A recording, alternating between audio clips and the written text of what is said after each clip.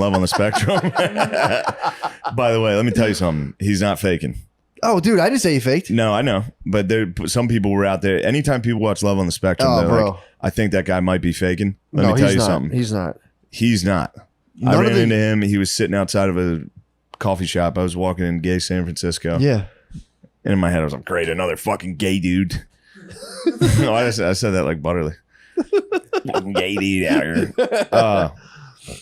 It was Steve. I asked for a photo. Yeah. That's awesome. And I got it, and he was like, said, oh, sure. all right. Did he? Yeah, that's exactly how he talks. Dude. Me and him said goodbye to each other like 6 different times. That's awesome. Turns out I'm Spectrum up too. That's what he did. We started chatting back and forth, and I couldn't get away from saying goodbye. That's on his date. He did that. Yeah. He basically, this lady wanted a second date, and he goes, I'll have to get back to you on that. Yes, goodbye, farewell. Okay, goodbye. Dude, the dude's a master. He was like, have a nice day. I was like, you have a nice day, Steve. And he was like, have a nice weekend. It's the weekend now. I was like, God damn, you're the best ever. Dude, that guy rules. He was exactly who he was in the show. He's a sweetheart. An utter sweetheart, dude. I hope somebody has sucked him. They better. Everybody loves that guy. Well, he's pretty papered too. The dude lives. I saw his apartment in the thing. Yeah, he's like an apartment, living assistant. Yeah, he's papered up. I wonder if he gives I don't know. I don't want to assume how he feels about anything, but maybe he doesn't give a fuck about getting head. Oh yeah, he does. You think? Yeah, from what I watched of it, he seemed pretty sad. No, they talk about loneliness like as if they feel it pretty acutely. Yeah, they're just like, yeah, I think about. But that isn't stuff. that something that comes with autism, where you lack personal connection and kind of don't care? No, I think you have to be like, it's all. I think it's like in degrees. Yeah, so maybe less, but I think they do. It is a spectrum. Yeah, so you could be like way up on there where you're just a pure archangels and demons, dude. We're just fucking like, how did I not put this together already? I'm so stupid. The Temple of Light. It points this way. Wow. You probably can get to like angel or demon level where you're just pure angel or pure demon, but I think most times they're just kind of like just deeply frustrated by being like, I cannot connect with humans, and because you get lonely on like an animal level. It says that people with autism experience loneliness even more so than people that do not have autism. Who wrote that? Autism.org.uk. Yeah. Yeah, they might just be British. They're British. They have no idea what they're talking about. They think they're autists over there aren't autists. They're just British. What do they do? How can they? You can't quantify that. That's ridiculous. Yeah, well, they have. So they're actually more lonely than us. It's like, what the fuck are you talking about? That's a fair point. Yeah, well, that's all based on these stupid surveys. That's all them sitting there and being like, I am lonely. Yes, they do the same thing. I feel very sad. Like on a scale of 1 to 5, how bad's your anxiety? They're like 4.5. They're like, it turns out yours is 4. Like, they use those scales. They're kind of stupid. But shove that up their ass. I would say they've probably experienced a lonelier life of like literally. Like your parents are obviously kind of nice to you, but like every single peer you ever met is just kind of like, hey, bud, what's going on? Yeah.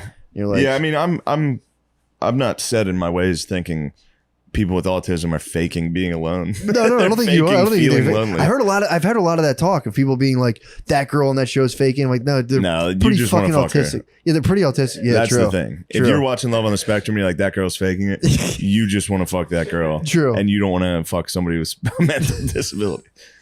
You're coping. Yeah, dude. I everyone on that show. I watched the American season, dude. American season's so James good. is the boy, dude. Oh, true. You turned me on to James. I'm a Sabat guy.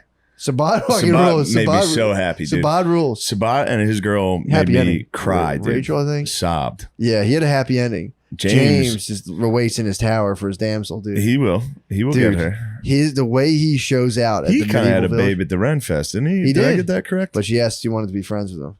Fuck. She hit him with "Let's just be friends," dude. And you see him physically process the information. It's just like, Jesus Christ, fucker, sucks. Fucking Sabat had a good time. Yeah, I take back the loneliness thing. Sabat sang a Mary Poppins song out of the power of love. For real. Yeah. There's God, dude. Yeah. You want to talk about seeing Christ, seeing God? That's how it works. Oh yeah. Like we can talk chemicals, induce love, all that. That dude, the power of love overcame a fucking mental disability. Yeah. And this guy was able to sing beautiful music with a girl with Down syndrome flying a kite. It's fantastic. Purely through the power of love, which is the Holy Spirit. That was, dude. Absolutely. And there was the other guy who was with there was the other guy with the lady who like went and they would just look at tigers all the time. I saw that. And they would chill together. That squad, that was such a good couple. Bro, when he gave her gummy worms, being like, all right, cool, we're gonna split these up. And he's like, I'd sure like to have some of those. Yeah, and she was like, no. She was like, these are mine. These are my gifts from you. And she wouldn't share the gummies with him. And he had to sit there on the beach at a sunset and be like, he counted some pelicans though. He saw some birds. True. Yeah. That was one of my favorite lines. He was like 1, 2, 3, 4, 5 pelicans. And she's like, it's a good thing we're humans. We're not birds. It's like nice. Dude, when he was like, do you want to be my girlfriend? Do you want to be my boyfriend? They kissed, come back inside, tell the mom. Then the mom's like, oh, cool, whatever. Yeah. Like she kept it in. And then when she did the self interview and started like, started crying. I'm going to cry right now, dude. Yeah, dude. It was great.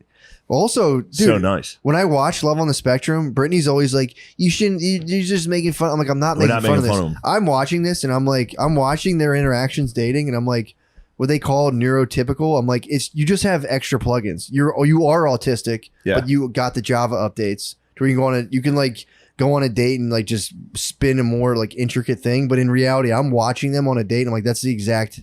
It's the exact same process going on of being They've like streamlined it. So, fuck, I don't have anything else. Oh my god, I'm ruining it. I love you. I love you so much. I'm out of stuff to say. I'll just start going like, so what did you go to school for? I have that one extra trick up my sleeve. Like, what do you do? What do you do for a living? Exactly. Oh, it's never interesting. I can go on more paths, and I just want to talk about what I'm interested in the whole time.